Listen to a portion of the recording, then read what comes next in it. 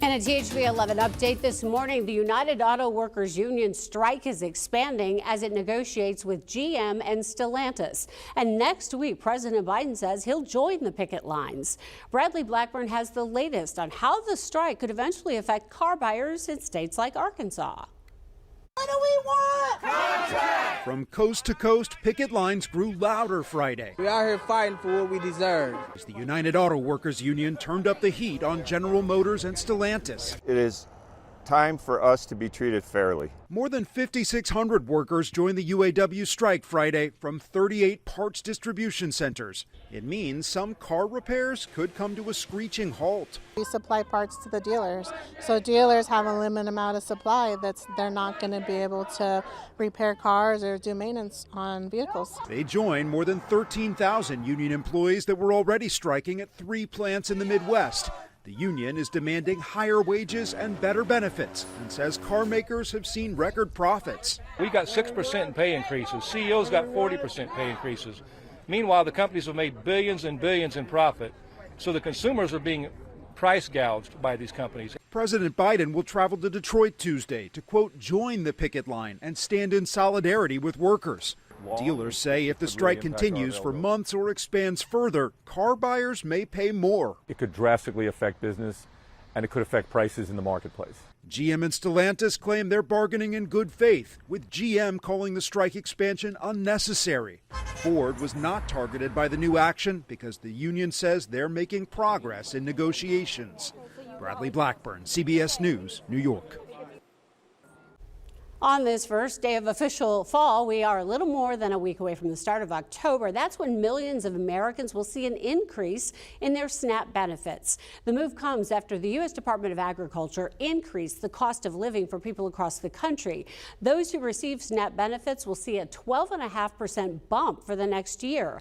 And after that, the program will be readjusted based on inflation and the cost of living. If you'd like, you can find a breakdown of those changes anytime on our website, THV11.com.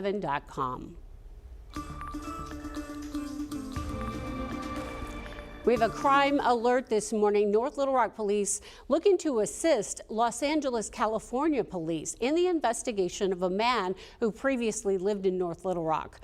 41-year-old Terrence Hawkins was arrested in LA back in April. He's facing charges including forcible rape, intimate partner violence, and stalking. As part of the investigation, detectives are seeking out potential victims here in Central Arkansas. If you or someone you know needs to give information, you can go to the North Little Rock PD Facebook page. They have the information listed on how to contact the Los Angeles detectives. And this morning, we now know community leader and public servant Reverend Hezekiah Stewart Jr. will be laid to rest next week.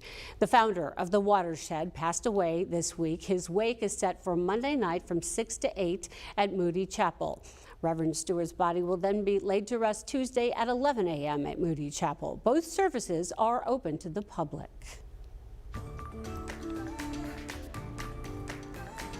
Happening today, Little Rocktoberfest 2023. It's Arkansas' spin on Oktoberfest, which is well underway right now in Munich, Germany. You're looking at video from a past event when it was held at Dickey Stevens Park. Tonight from 6 to 9, you can sample exclusive beers from more than a dozen local breweries at War Memorial. You can learn more about the event and buy tickets on littlerocktoberfest.com. And if you're in Garland County near Hot Springs today, be sure and check out SpaCon. The pop culture and entertainment convention kicked off last night at the Hot Springs Convention Center. Celebrities, vendors, parades, contests, they have it all. Things for everyone to enjoy. And if you can't make it there today, they are going on tomorrow afternoon as well. And of course, there is this, the Big Dam Bridge 100. You're seeing a live view of what's happening now as the cyclists make their way along the beautiful scenic ride in this historic annual event. Thousands of cyclists from across the country, even the world, come to Little Rock for this to enjoy the rides that are between 15 to 100 miles long. And they just got underway about 6 minutes ago at 7. Be sure to check out CHV11.com and you can find out also which roads and bridges are closed during the event. That's if you plan on having to be out and about around here. Now let's go to Simone Thomas and that one thing we need to know about the weather today.